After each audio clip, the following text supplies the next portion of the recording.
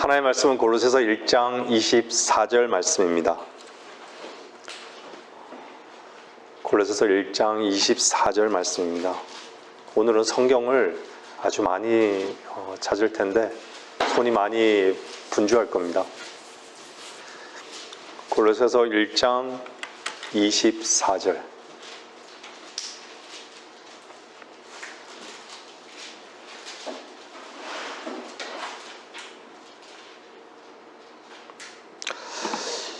이제 내가 너희를 위하여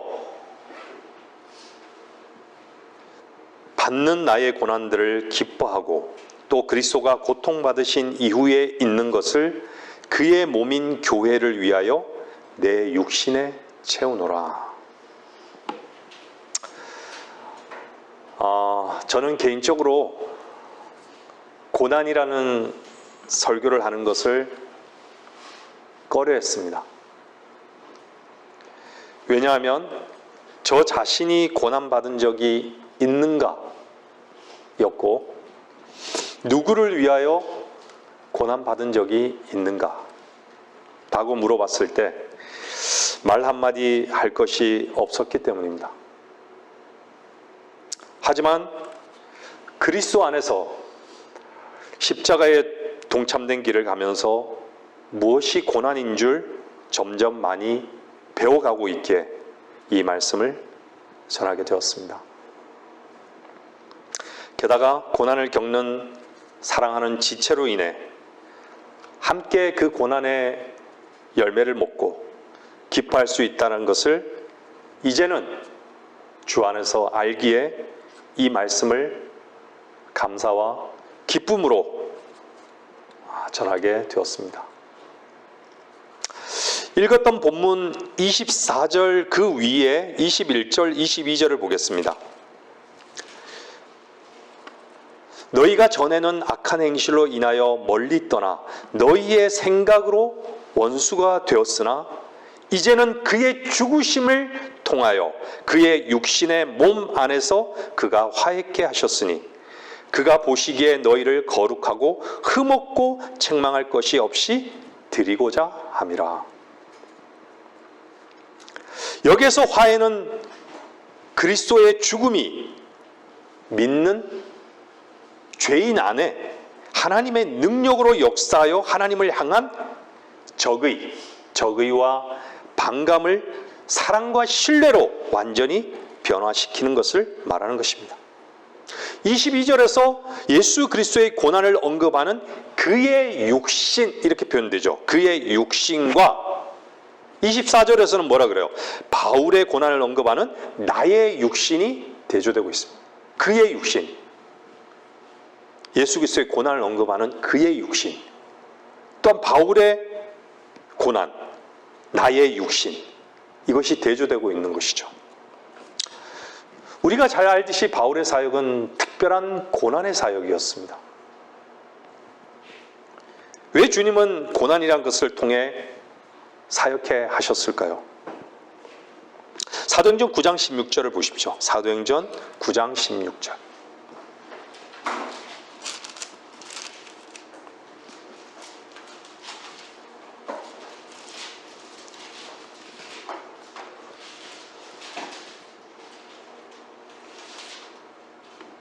사도행전 9장 16절.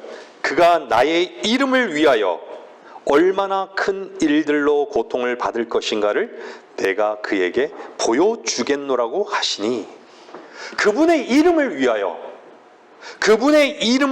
고통을 받을 수 있는 그 위치에 있다면 그 자리는 분명 영광스러운 자리일 것입니다. 그런데 그분의 이름을 위해서 사는 것은 고사하고 자기의 이름을 위해서 그분의 이름을 빙자하는 사람들이 얼마나 많은지, 하물며 그분의 이름을 위하여 고통받는 것을 저주받은 것으로 여기는 사람까지 등장한 시대. 그분의 이름을 위하여 고통받는 것을 기뻐하는 그리스도인을 이제는 찾아보기가 너무 어려운 시대에 살고 있습니다. 우리는 어떠한 위치에 있는지를 점검해 보시기를 바랍니다. 바울은 자신의 이름을 위하여도 아니고 자신이 고통과 고난 가운데서 기쁨으로 복음을 전파하는 사역을 멈출 수 없었던 모든 동기와 이유는 자신을 부르시고 맡기신 주님의 사역을 맡기신 주님 때문이었습니다. 바울은 이미 주님의 자비를 입었기에 하나님의 자비를 필요한 자를 향한 그 고난을 기쁨으로 여기며 어떤 상황에서도 항상 기뻐할 수 있었던 것입니다. 그에게는 배고픔과 헐벗음과 매맞음과 지하 감옥이 문제가 되지 않았습니다. 바울은 육신에게 빚진 것이 전혀 없음을 알았기 때문입니다. 우리 역시 육신에게 빚진 것이 있을까요?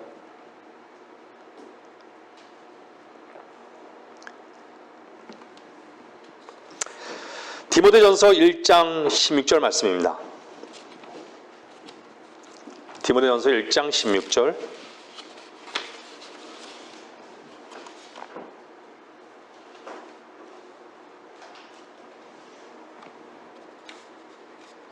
그러나 내가 자비를 입은 것은 이 때문이니 곧 먼저 내 안에서 예수 그리스도께서 온전한 오래 참으심을 보여주셔서 후에 그를 믿고 영생을 얻는 자들에게 본이 되게 하려 하심이니라. 오늘 본문 말씀에서도 읽었듯이 사도 바울이 고난받는 이유가 우리를 위해 받는 고난이라고 말씀하셨죠.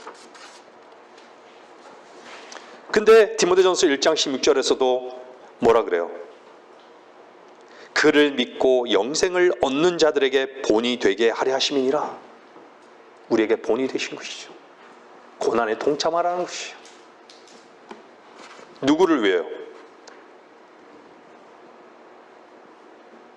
근데 바울은 바울 스스로가 오래 참으신 게 아니라는 걸 고백하죠. 이미 바울 안에서 예수 그리스도의 온전한 오래 참으심을 경험한 거예요. 하나님께서 보여주셨기 때문에 바울도 오래 참을 수 있었던 것이죠. 빌보서 3장 10절.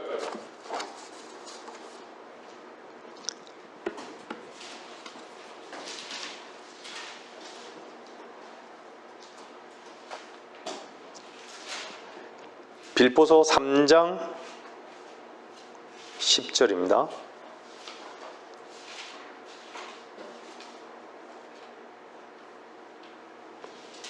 이는 내가 그를 알고 그의 부활의 능력과 그의 고난의 교제를 알아 그의 죽음의 본을 따르려 함이며 그리스도와 함께 죽고 다시 살아난 사람만이 경험할 수 있는 유일한 고백인 것이죠. 누가 부활의 능력과 고난의 교제를 알 수 있을까요? 누가 죽음의 본을 따르려 할까요? 우리는 우리 몸의 발과 같이 주 예수의 표들을 지녔음을 주 앞에 고백할 수 있을까요? 바울의 고난은 본문 27절에 너희 안에 계신, 오늘 읽었던 골로새서요 본문 27절입니다. 너희 안에 계신 그리스도의 신비를 알리고자 했던 것이죠.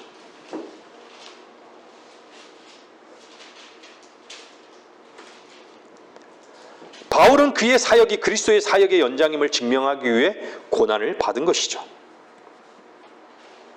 로마서 15장 한번 보십시오. 로마서 15장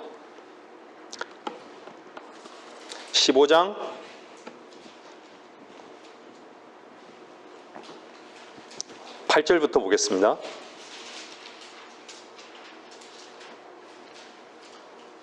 로마서 15장 8절부터요. 이제 내가 말하노니 예수 그리스도께서는 하나님의 진리를 위하여 할례의 일꾼이 되셨으니 이는 조상들에게 주신 약속들을 확고히 하시고 이방인들로 하여금 하나님의 자비하심을 인하여 그분께 영광을 돌리게 하려 하심이니 기록된 바 이로 인하여 내가 이방인들 가운데서 주께 고백하고 주의 이름을 찬송하리이다 라고 함과 같으니라. 또다시 말하되 너희 이방인들아 그분의 백성과 함께 즐거워하라 하였으며 또다시 너희 모든 이방인들아 주를 찬양하라. 너희 모든 백성들아 그분을 찬양하라 하였느니라.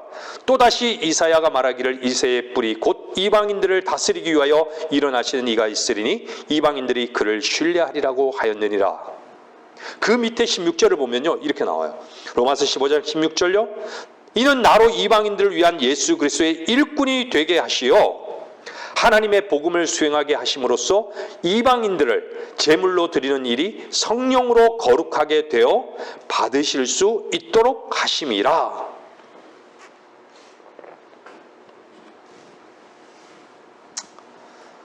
마태복음에서는요 찾지 마세요. 기뻐하고 마태복음 5장 12절에서는 기뻐하고 크게 즐거워하라. 이는 하늘에서 너희의 상이 큼이라. 너희 앞서 있었던 선지자들도 그들이 이같이 박해하였느니라.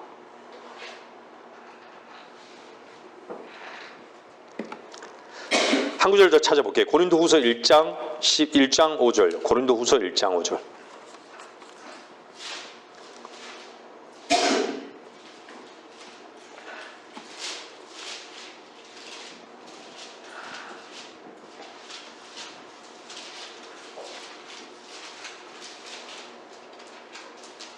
고린도후서 1장 5절입니다.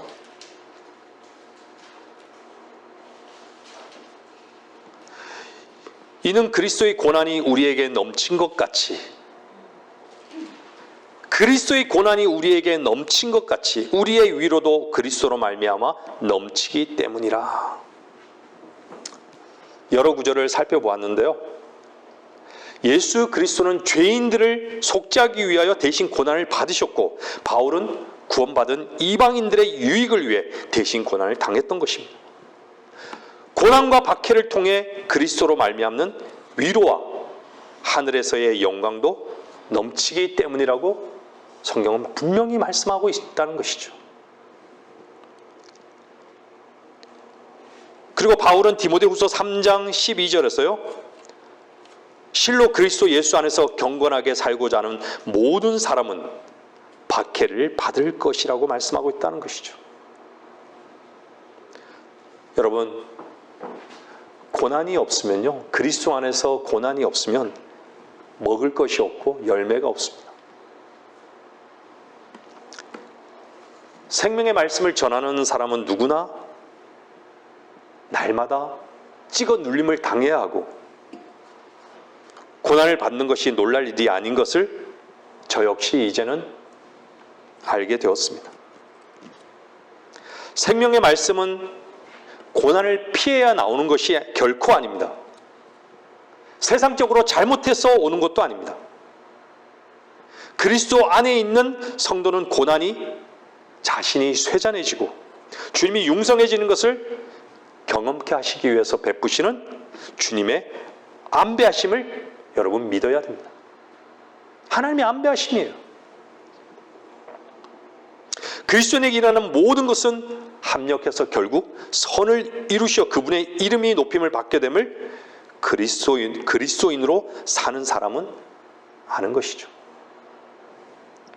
저 역시 얼마나 고난을 두려워하고 피할 길만 찾았는지, 그리고 얼마나 고난이 왔을 때 주님의 말씀을 짓밟고 비겁했는지, 피할 길은 유일하게 주님 한 분뿐임을 생각 속에서 번뜩였지만 결코 주님을 의지하는 법을 배우지는 못했습니다. 여러분은 어떻습니까? 고난이 양식이 됨을 우리가 살펴보았듯이 그리스도께서 본이 되셨고 바울이 그리스도 안에서 고난을 양식을 삼아 우리에게 본이 되었던 것이죠. 그리스도인에게는 이 세상이 눈물과 사망의 그림자의 골짜기입니다. 죽을 것 같이 힘들고 어떤 희망도 기대할 수 없고 비참하지만 이미 그것을 통과하시고서 이끄시는 분이 계시기에 우리는 유익을 얻는 것이죠.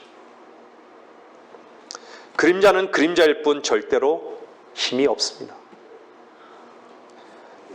해할 수 없습니다. 주님은 이미 나의 문제를 친히 아시기에 우리는 두려워할 필요가 없습니다. 이 세상에 많은 고난이 있는 것 같지만 다 그림자인 것이죠. 히브리서 4장 15절 말씀입니다. 히브리서 4장 15절.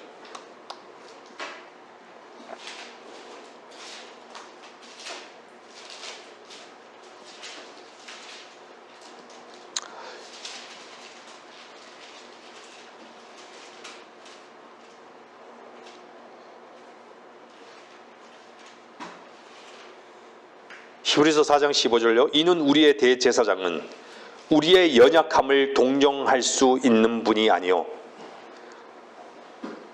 동정할 수 없는 분이 아니요, 모든 점에서 우리와 마찬가지로 시험을 받으셨지만 죄는 없으신 분이기 때문이라. 여러분, 우리는 주께서 함께 하심을 언제 할까요? 죽음의 골짜기를 지났다는 것을 알 때, 그 골짜기에는 볼 게 하늘밖에 없음을 알 때 주께서 함께 하심을 우리는 아는 것이죠.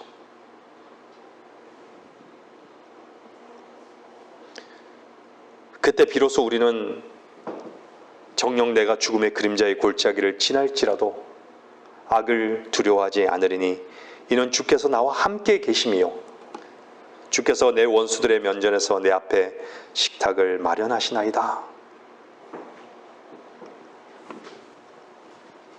사망의 그림자의 골짜기를 지나가야 원수들의 면전에서도 식탁을 마련하시는 분이 주님이시라는 것을 아는 것이죠.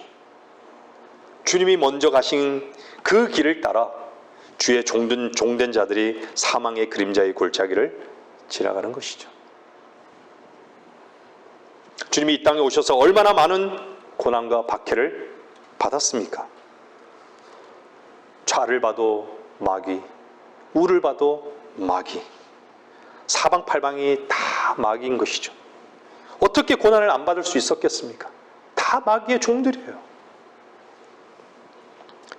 그래서 주님은 육신을 입고 오신 것도 히브리서 4장에서 보았듯이 연약한 우리를 동정하시기 위해, 동정하실 수 있고 우리가 겪는 모든 시험을 주님께서 받은 것이죠. 주님은 분명히 죄 없이 세상에 오셨습니다. 이사야 53장 2절 한번 보겠습니다. 2절, 그리고 그 밑에 7절을 보겠습니다.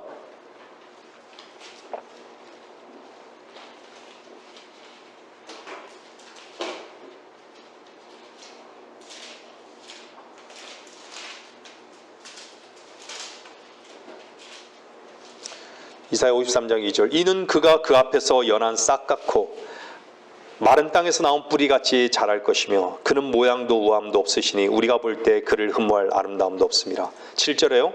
그가 억압을 당하고 고난을 당하여도 그의 입을 열지 아니하였으니 그가 어린 양처럼 도살장으로 끌려가며 또 털 깎는 자들 앞의 양이 말 없듯이 그가 자기 입을 열지 아니하는도다.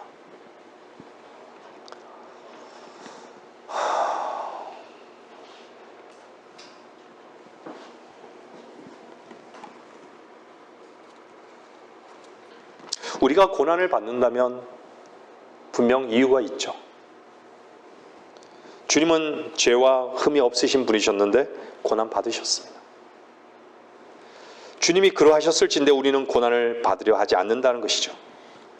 우리의 목표는 어떻게 해서라도 고난받지 않고 항상 남과 같이 평탄하게 살다 끝났으면 좋겠다. 이것이 목표인 것이죠. 고난이라는 단어가 두려움으로 다가올 수 있습니다. 우리의 육신은 아직도 연약하죠. 그리스도인의 영적 생명력의 본능은 자기 육신의 요구에 대해 끝까지 가지 못하는 것이죠. 결국은 주님이 원하신다면 내가 아파도 내가 망해도 그걸 통해서 주님이 세워질 수 있다면 그 눈물의 현장 속에서 주님 한 분만으로 만족할 수 있고 채워질 수 있는 게 우리 그리스도인들의 특별한 기도인 것이죠. 그리고 특별한 위치인 것이죠. 주님은 세상을 통해 세상의 짓밟힘, 업신여김, 고난에 익숙하셨습니다. 익숙이란 말은요, 바울이 고백한 일체의 모든 비결을 배웠다란 말과 일맥상통하는 것이에요. 빌보서 4장에 있는 말씀인 것이죠.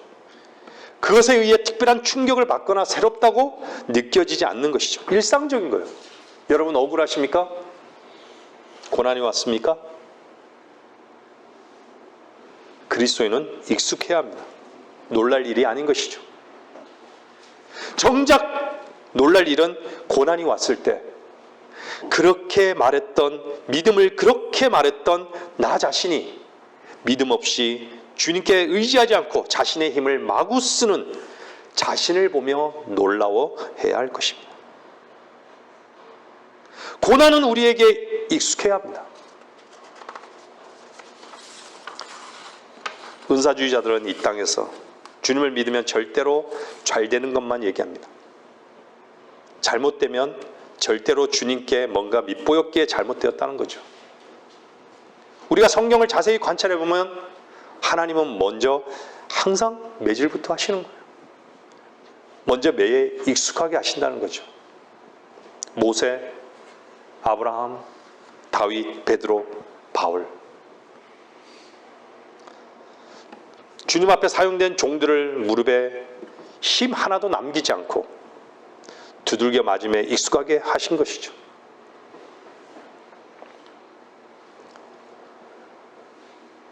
세상이 이해할 수 있을까요? 하나님은 지혜로우신 분이십니다. 항상 우리 생각 밖에서 계시는 분이시죠. 바리새인과 서기관들에 의해 붙들려온 여인은 갈 곳이 없습니다. 끝났어요. 그 현장에서 끝난 거예요. 돌로 맞아야 되는 상황인 것이죠. 주님만이 유일한 방법이며 피할 곳이 되신 것이죠. 배가 풍랑이 일어서 특별히 피할 곳을 찾을 필요가 없습니다. 주무시는 주님 앞에 있으면 된 것이죠. 주님은 얼마나 그분의 뜻을 펼치시는데 우리의 생각 밖에서 일하시는지 이걸 누가 알겠습니까? 주님이 우리를 사랑하는 방법은 결코 인간의 방법과는 다른 것이죠. 그분의 지혜로운 이끄심이 무엇인지 묵상해 보십시오. 우리의 삶의 목표는 평화가 아닙니다. 내 힘을 쓰고 주님이 친히 일하시는 것을 거부한다면 우리는 결코 그분의 사랑과 은혜를 경험할 수 없습니다. 우리는 십자가에서 이미 못 박혔습니다. 옛사람을 벗어버린 것이죠. 그렇다면 이제 우리가 할 일은 그분께로 옮겨 놓는 것입니다. 벗어버린 것을 다시 입는 것이 아니라 날마다 십자가로 나아가 죽이는 것입니다. 그리스도인의 삶의 목표는 주님의 영광을 드러내고 말씀을 선포하는 것입니다. 그렇다면 주님께서는 우리를 그분의 영광과 그분의 말씀 선포로 이끌어가기 위해서 때로는 우리에게 가시를 주셔서 우리를 찌르게 하기도 한다는 것입니다. 그때 우리의 비명소리는 악소리가 나는 것이죠. 근데 우리의 비명소리가 악소리가 나는 것이 아니라 오히려 주님의 영광을 찬미하는 놀라운 간증의 시간이 분명히 주님은 되게 하실 것이라는 것이죠. 우리는 고난 현장에 있을지라도 주의 말씀은 선포되어야 합니다. 그리고 주를 기뻐해야 합니다. 이해할 수 없죠. 주의 능력은 어떻게 고난들을 통해 나타남을 주님은 반드시 입증하실 것입니다. 하나님의 피로 사신 교회가 정작 두려워해야 하는 한 가지는 고난이 우리 가운데에서 완전히 떠나서 우리가 잠잘까 하는 것입니다. 주님이 가끔 찌르셔야 자다가 깜짝 놀라 깨는 것이죠. 마귀는 우리가 잠자기를 요구하지만 주님은 우리를 깨우십니다. 그만 일어나라! 정신 차리라. 우리가 무슨 힘이 있어서 데살로니가에 있는 말씀과 같이 여전히 잠잘 수밖에 없고 세상을 사랑할 수밖에 없는 존재들인데 주께서 깨워주시지 않는다면, 그분의 은혜의 손길이 아니라면 우리가 어떻게 깨어 있겠습니까? 주님을 찬양하십시오. 우리가 잘 되기 때문이 아니라 우리가 주님을 바라볼 수 있고 그분을 의지할 수 있는 곳으로 우리를 데리고 가실 수 있기 때문입니다. 제가 조금 전에 잠깐 말씀드렸지만 정신을 차리고 깨어 있으라.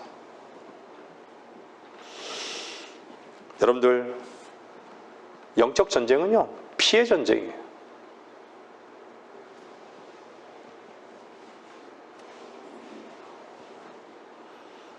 마귀의 먹잇감은요, 항상 피인 것이죠. 우리로 하여금 피를 사용하게 하는 거예요. 인간이 피를 사용하기 때문에 염려하고 근심하고 분노하고 살인하고 증오하고. 어떤 피를 사용하는가? 피의 요구가 있을 때 우리는 늘 실패하죠. 하지만 그 실패 속에서 하나님은 우리에게 피가 요구할 때마다 냉정함을 요구하시는 거예요. 주님은 마귀가 피를 요구할 때마다 주님의 냉정하심을 한번 보십시오.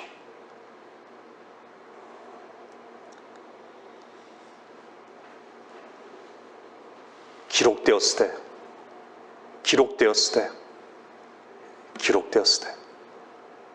마귀는 피를 요구한 거예요. 주님께요.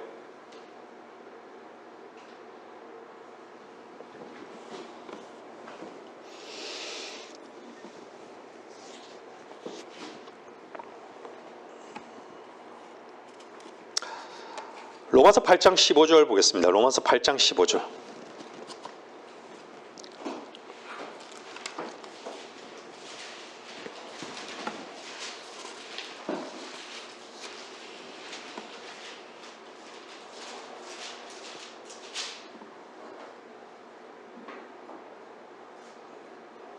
너희는 다시 두려워하는 종의 영을 받지 아니하였고 양자되는 영을 받았으므로 그에 따라 우리가 아바 아버지라 부르짖느니라.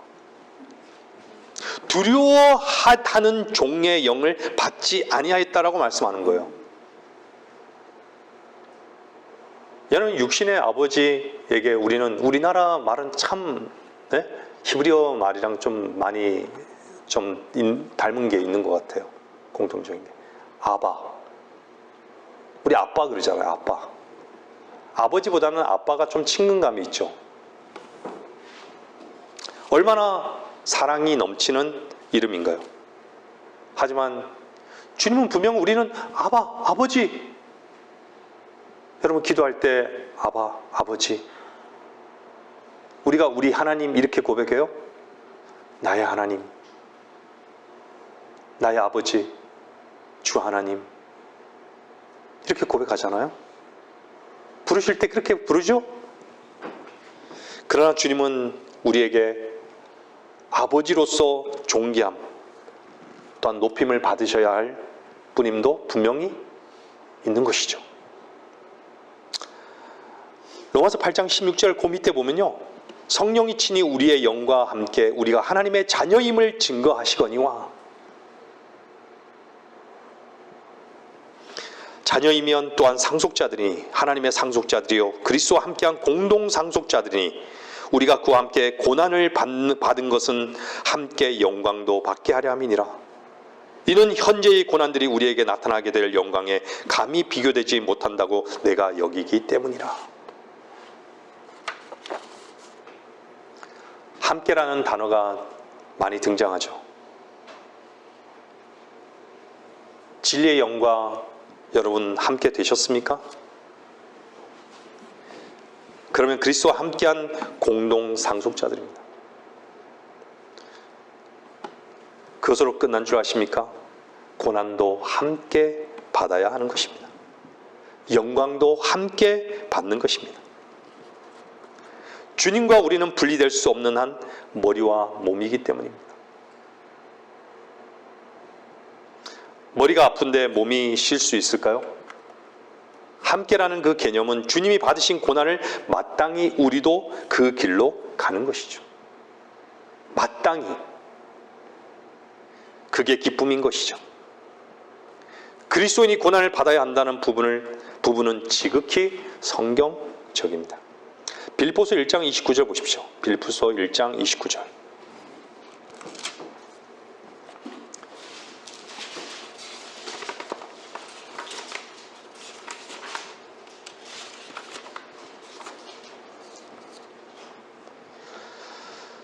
그리스도를 위하여 그것이 너희에게 주어진 것은 그를 믿을 뿐만 아니라 그를 위하여 고난도 받게 하려는 것이니. 고난이 믿음을 입증하는 것이죠. 주님을 우리가 믿는다면 그 믿음으로 그치는 것이 아니라 고난도 받는 것입니다. 히브리서 12장 6절 한번 말씀 보겠습니다. 12장 6절.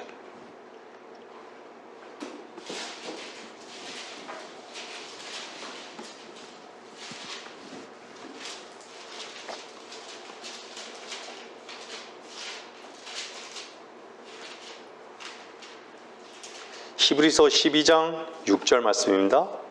주께서 그의 사랑하시는 자를 징계하시고 그가 받으시는 아들마다 매질하시느니라고 하신 것이라.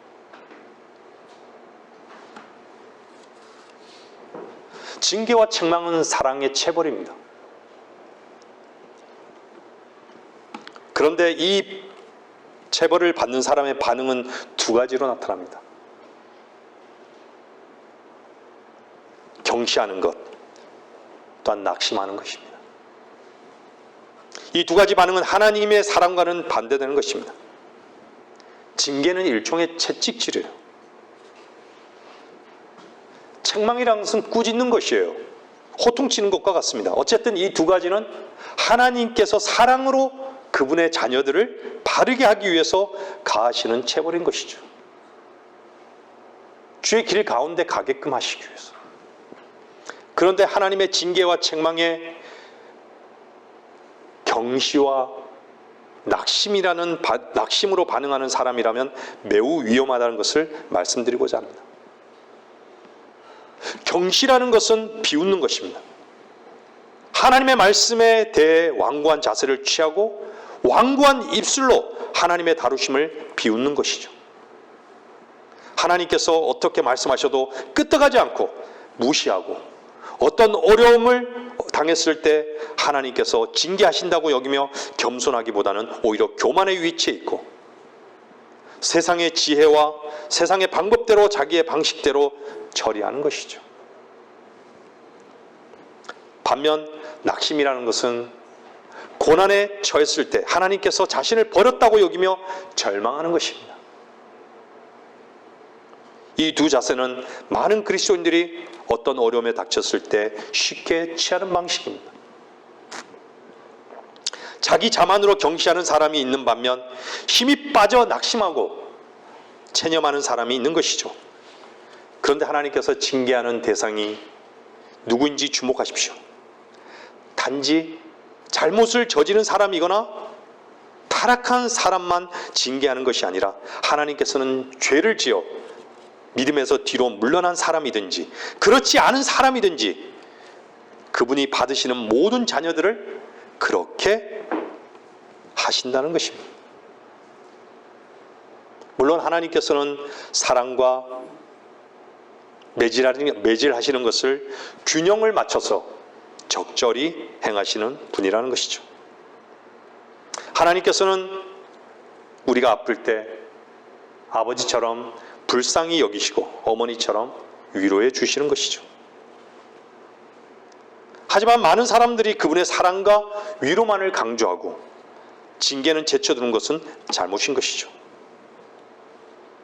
그들은 하나님께서 주시는 사랑보다 더 너무 많은 사랑을 받으려고 하고 하나님께서 주시는 징계보다 너무 작은 징계를 받으려고 한다는 것이죠.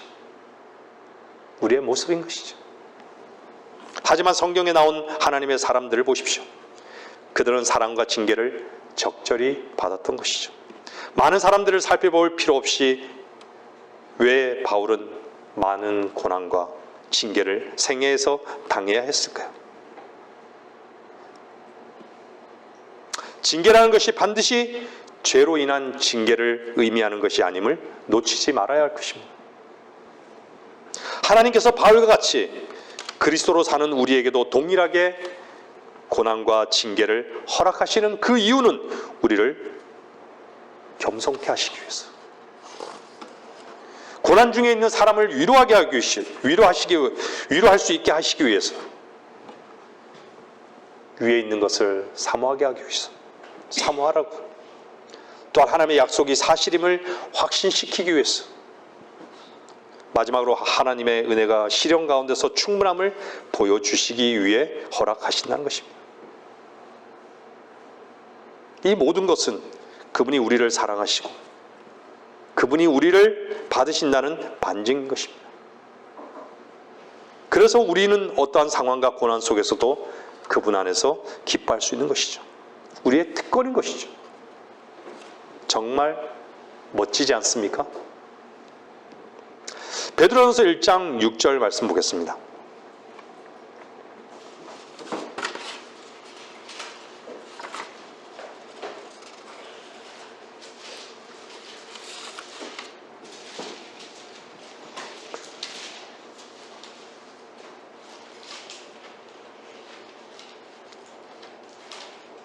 그러므로 필요하다면 너희가 여러 가지 시험으로 잠시 슬퍼할 수밖에 없지만 그것을 크게 기뻐하는 것은 너희의 믿음의 시련이 불로써 단련될지라도 없어져 버리는 금보다 훨씬 더 귀하게 되어 예수 그리스도께서 나타나실 때 칭찬과 존귀와 영광을 받게 하려 함이니라.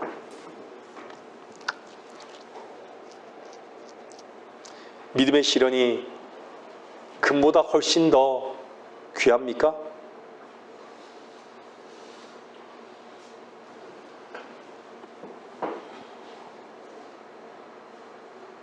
시련아 물러가라. 이 세상에 있는 모든 금은 다 모여라. 내 품 안에 들어와라.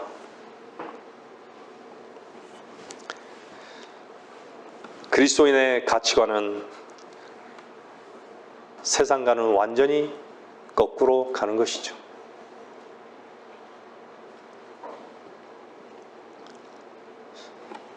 주님을 얻는데 방해가 되는 것은 전부 다 배설물로 여길 줄 아는 것이 그리스도로 사는 것입니다.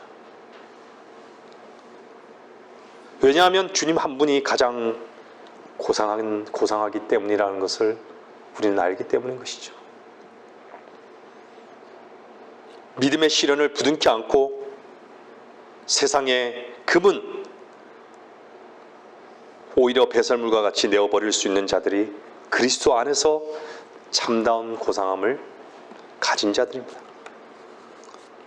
그런데 이 시대에 이런 진리의 말씀이 도대체가 이해가 되지 않는 것이죠. 알 수 없는 소리가 되어버리고 말았습니다. 누가 알아먹을 수 있을까요?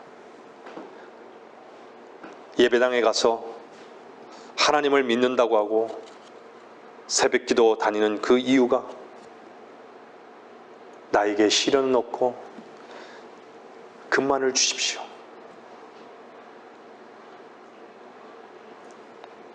이런 시대가 돼버린 거예요. 세상에 복을 주시는 하나님께서 세상에 복만 주시는 만문신이 되어버린 것이죠. 이 시대의 설교자들은 전부 다 마귀 사탄이 한 최초의 그 긍정적 설교, 그것만을 선포하고 있는 것이에요. 잘 될 것이다. 잘 되는 것이 하나님의 복이다.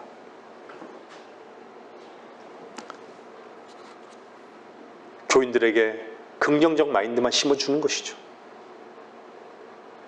아니, 하나님께서 인간이 부정적인데, 예? 부정적인 인간을 향해서 긍정적인 마인드를 심어준다. 얼마나 마귀적인 일인가요?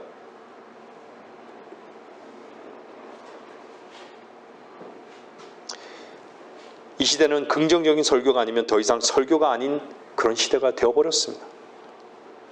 강대상에서 마귀의 설교만 선포되고 있습니다. 요한복음 16장 33절 보겠습니다. 요한복음 16장 33절.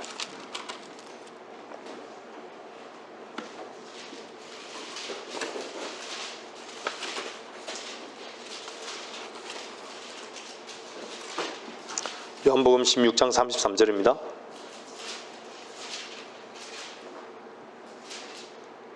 내가 이런 일들을 너희에게 말한 것은 너희가 죄송합니다. 내 안에서 화평을 지니게 하려 함이라. 세상에서는 너희가 환난을 당할 것이나 기운을 내라. 내가 세상을 이겼노라고 하시더라. 아멘. 대장이 이기면 그 싸움은 이긴 것이죠. 우리는 이미 이긴 싸움을 하고 있는 것이에요. 우리가 이기려고 발버둥 칠 필요가 없습니다. 주님께서 세상을 이기심이 분명하기에 내가 세상을 이겼노라. 이미 성경은 완료형이에요. 여러분, 죄가 제거되었습니까? 이미 완료형이에요. 여러분, 그리스도와 함께 십자가에 못 박혔습니까? 완료형입니다. 우리는 이긴 싸움을 하는 것입니다. 기운을 잃을 필요가 없어요. 소모적이 될 필요가 없다는 것이죠. 근데 우리는 너무 연약해서 늘 기운을 잃고 소모적이 되는 것이죠. 하나님의 다루심의 현장인 것이죠. 주님 안에 거하십시오. 그분만이 우리의 화평이십니다. 고린도후서 12장 7절 말씀 보겠습니다. 고린도후서 12장 7절.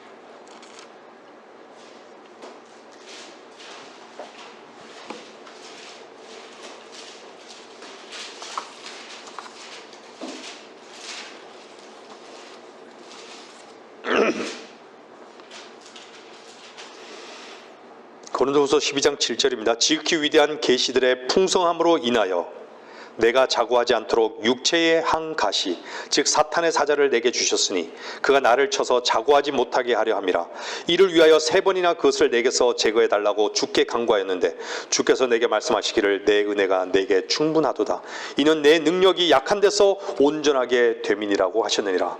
그러므로 내가 오히려 매우 기쁘게 나의 약한 것들을 자랑하리니 이는 그리스도의 능력이 내게 거하게 하려 함이라. 아멘. 주님은 구원을 받고 거듭난 뒤 저를 호되게 다루오셨습니다. 짧은 시간 동안요. 왜 그렇게 하셨을까요? 여전히 다루심을 받고 있지만 왜 그렇게 하셨을까요?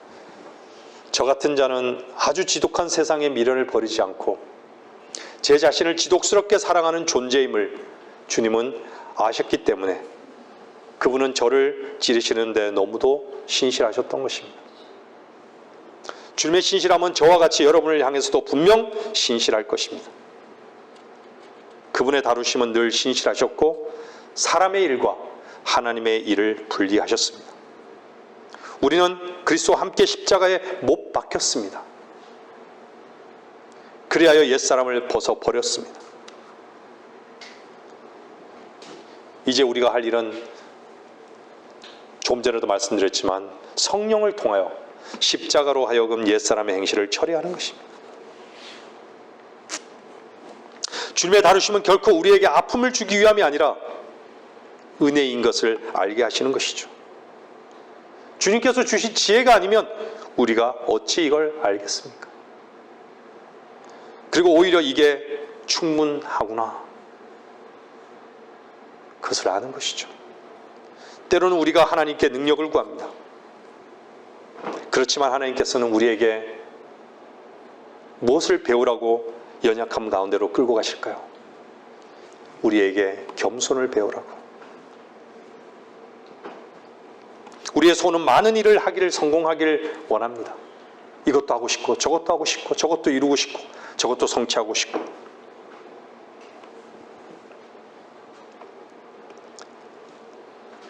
근데 때로는 결코 할 수 없는 절망 가운데로 하나님께서 이끄시기도 하시죠. 왜 그렇게 하실까요?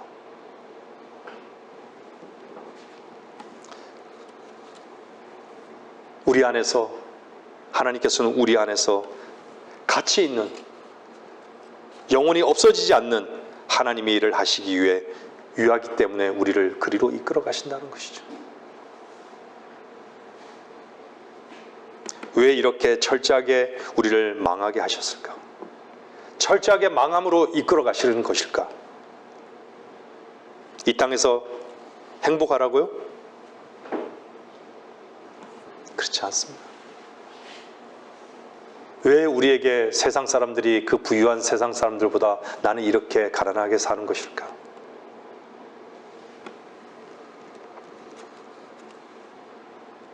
그리스도 안에서 지혜로운 삶을 배우게 하시기 위해서 또한 그러셨음을 우리는 아는 것이죠. 이것이 은혜였구나. 주님의 특별한 우리를 향한 사랑이구나. 그걸 가르치시기 위한 것이죠. 그리고 우리는 분명 아는 것이죠. 모든 게 상실게 된 게 바로 주님의 은혜임을 알게 된 후부터 오히려 매우 기쁘게 나의 약한 것들을 자랑하게 되고 그리스도의 능력이 내 안에 거함을 우리는 경험하게 되는 것이죠. 이 길로 우리는 같이 가야 됩니다. 벗어나서는 안 됩니다. 주님 우리에게 본으로 보여주셨던 길이며 주님께서 우리를 그분의 영광의 풍성한 곳으로 데려가시기 위한 초청이기에 그렇습니다. 우리를 고난의 현장으로 초청하시는 이유는 주님의 모습을 정확하게 볼 수 있도록 하시기 위한 데 있습니다. 여러분, 구원받으면 모든 게 끝났습니까? 더 이상 문제가 없습니까? 우리의 혼이 영원한 저주와 멸망 가운데서 구원받은 거지만 이제 보혈의 값으로 우리는 주님께 팔렸습니다. 우리 게 아닌 것이죠. 이 땅에 사는 동안 우리는 그분의 종의 위치에 있는 것이죠.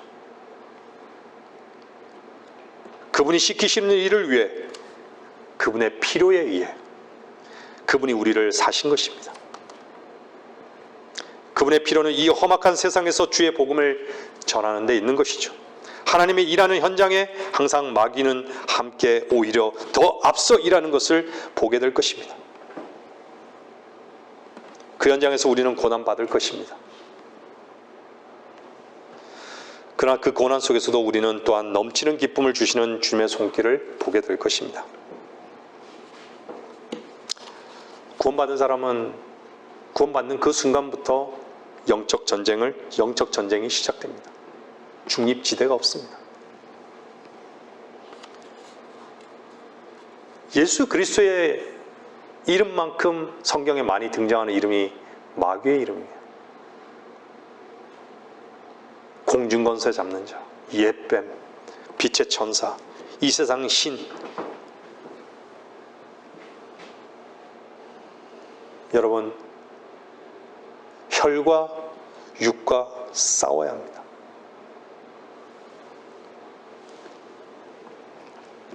주님 편이 아니면 마귀 편인 것이죠. 빛이 아니면 어둠입니다. 하나님께서 어둠에서 빛을 나누신 건 회색 지대를 만들기 위해서 나누신 것이 아닙니다. 분리하신 것이죠.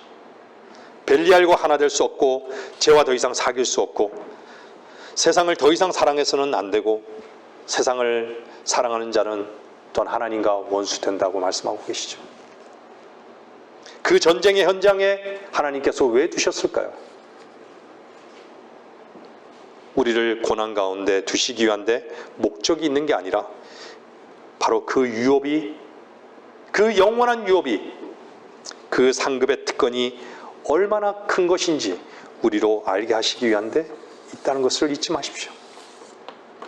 빌립보서 3장 10절 말씀에요. 이는 내가 그를 알고 그의 부활의 능력과 그의 고난의 교제를 알아 그의 죽음의 본을 따르려 함이며,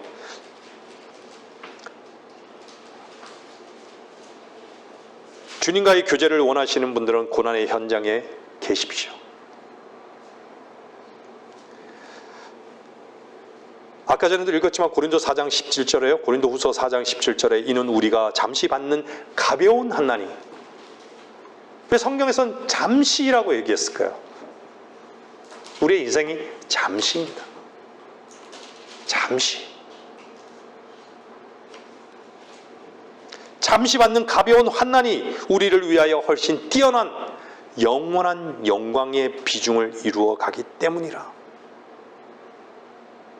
그리스도 안에서 받는 그 고난만큼 영원한 영광의 비중을 이루어가는 거예요.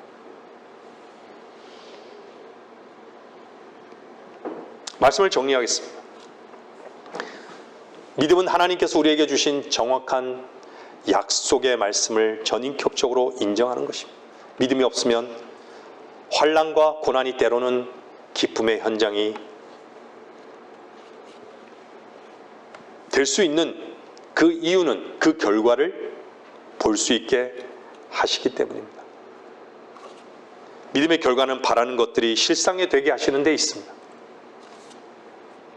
하나님의 유업의 상속권이 이 환난이 반드시 함께 있는 것이구나를 알게 하신다는 것이죠. 주님 안에 있는 자들은 주님께서 흘리신 눈물 외에는 흘리지 않습니다. 주님이 우셨을 때 함께 우는 것이죠. 주 안에 있는 자들은 어제 울었어도 그 울음을 통해 주께서 크게 채우실 것을 알고 기쁨의 현장으로 나가는 것이죠.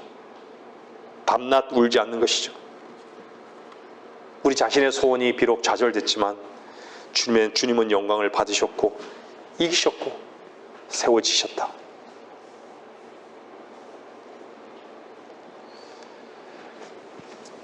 아침에는 찬송하는 것입니다. 아침마다 감옥에서 찬송하는 그 소리를 기뻐하시는 그 기쁨에 동참하지 못하고 밤낮 우는 눈물이 자신의 요구의 결핍이라면 참 불쌍한 것 아니겠습니까? 원래 인생의 의미는 없습니다. 우리가 고난을 통해 배울 건 인생의 의미는 없구나. 주님께만 온전한 의미가 있구나. 세상은 슬픔뿐이구나. 우리가 그리스도 안에 있을 때만 이 땅에서의 우리의 존재의 의미를 알게 되는 것이죠. 디모데후서 3장 12절 말씀입니다. 디모데후서 3장 12절.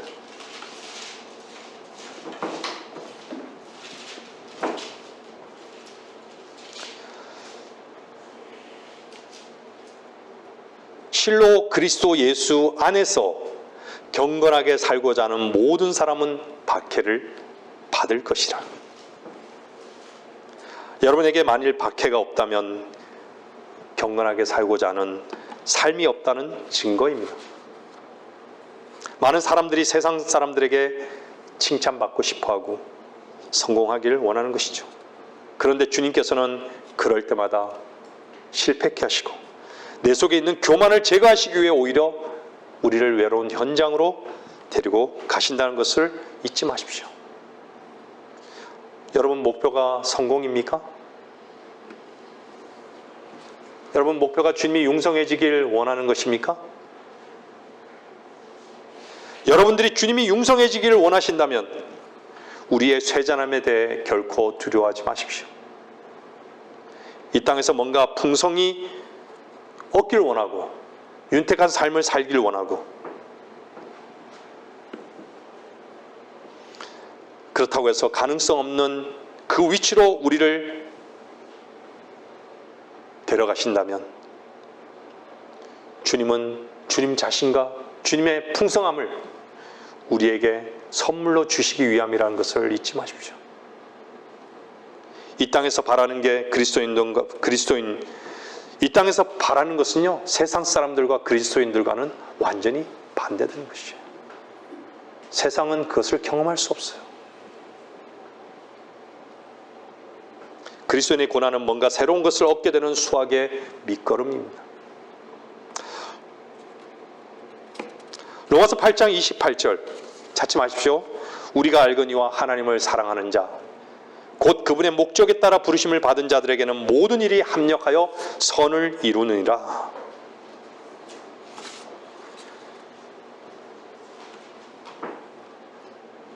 이해할 수 없는 일들이 일어나는 이유는 하나님의 선을 이루기 위해서입니다. 빌립보서 3장 21절 말씀입니다.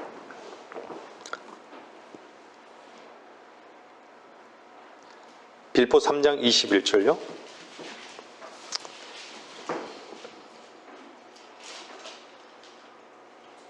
그가 만물을 자신에게 복종시키는 그 능력의 역사로 인하여 우리의 천한 몸을 그분의 영광스러운 몸같이 변모시키리라.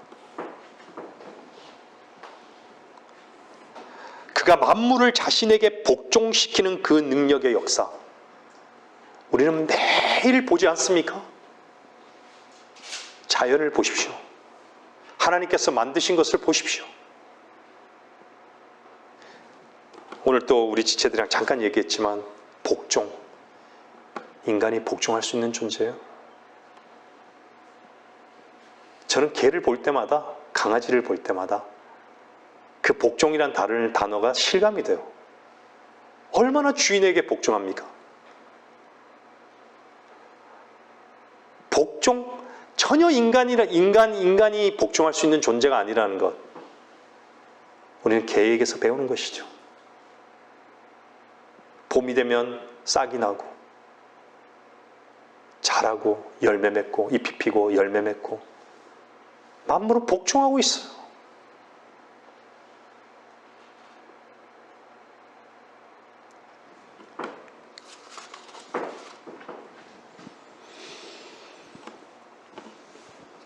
피조물인 인간이 주인을 기다리지 않고 세상으로 인해서 눈물을 흘리고 있어요.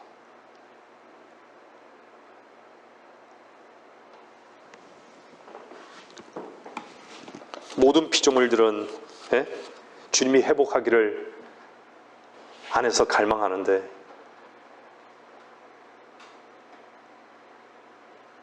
그리스도인 우리가 주인 없는 것처럼 그렇게 산다면 얼마나 비참한 것이에요. 얼마나 불쌍한 위치에 있는 것이에요.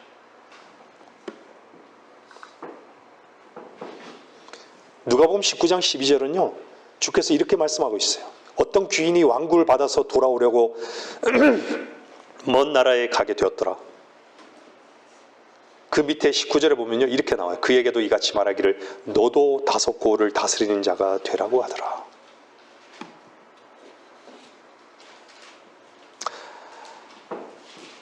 주님께서는 왕국을 받아서 이 땅에 왕국을 받아서 돌아오려고 지금 하늘 보좌 우편에 앉아 계십니다.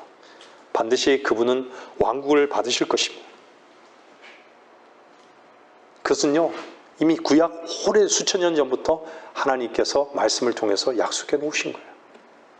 지금 이루어가고 계시는 그 과정을 우리는 보고 있는 것이죠. 그 예언의 말씀이 이루어지는 것을 보고 있는 것이에요. 이 왕국은 지상천국인 것이죠.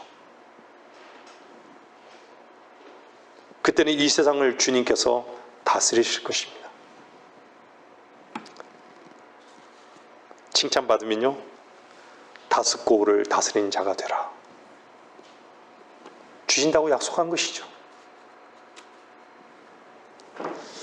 여러분이 고난을 받는 이유, 그 고난이 결코 고난으로 우리에게 각인되지 않는 그 이유는 하나님께서 우리에게 주시고자 하는 그 유업의 약속이 여러분 안에 불분명하기 때문입니다. 복음, 여러분이 어떻게 구원받고 거듭나셨습니까? 두려워하지 마십시오. 세상의 죄인들을 향해 전하십시오. 고난을 두려워하지 마십시오.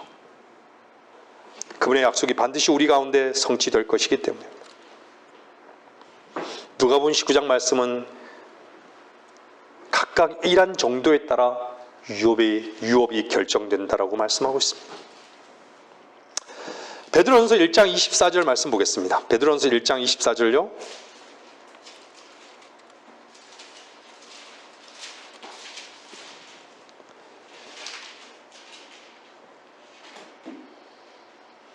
이는 모든 육체는 풀과 같고 사람의 모든 영광은 풀의 꽃과 같으며 풀은 마르고 꽃은 져도 주의 말씀은 영원토록 남아 있습니다. 이것이 너에게 복음으로 전해진 말씀이니라. 인류 6,000년 동안요, 사람은 다 흙으로 돌아갔어요. 근데 하나님의 말씀은 지금도 살아서 우리에게 들려주고 있습니다. 여러분, 끝난 걸 가지고 전전긍긍 하지 마십시오. 영원한 곳에 투자하십시오. 하나님의 말씀의 성취는 우리 눈앞에 있습니다. 세상은 다 끝납니다. 베드로전서 4장 13절 말씀입니다. 4장 13절 19절 말씀입니다.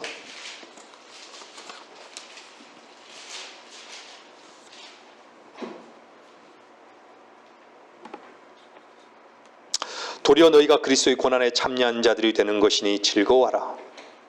이는 그의 영광이 나타나실 때 너희도 큰 기쁨으로 즐거워하게 하라 함이니라. 위로가 되시죠? 19절입니다. 그러므로 하나님의 뜻에 따라 고난을 받는 사람들은 선을 행하면서 신실하신 창조주께 그들의 혼을 지키시도록 맡길지어다.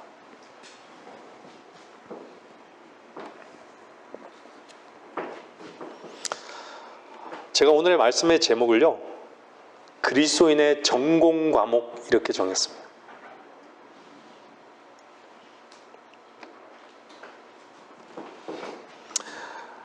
우리에게 주신 약속 안에 있는 사람은 고난 속에 기뻐할 수 있습니다. 그 이유가 무엇일까요? 넘치는 주님의 위로와 자비와 사랑이 또한 은혜가 함께 하실 것이기 때문입니다. 구원받으셨습니까? 주님께서 이미 본을 보이셨고 우리는 그 길을 주와 함께 가는 자들입니다. 고난은 우리의 영적 양식입니다. 이 과정을 지나가는 우리들, 바로 그 길에 주님이 함께 하십니다. 그리고 식탁은 풍성히 마련되어 있습니다. 우리가 고난을 바라보지 아니하고 오히려 하나님께서 우리에게 주시고자 하는 약속에 우리의 마음이 옮겨지는 이유는 고난 자체도 주께서 우리에게 주시는 사랑임을 분명히 알기 때문입니다. 주의 은혜의 복음을 전하면서 받는 고난, 두려워하지 마십시오. 복음이 믿는 자들을 구원하는 하나님의 능력임을 경험하는 그 현장 속에서 주의 이름이 높임을 받는 성도로서의 마땅한 위치에 있기를 바라는 것입니다.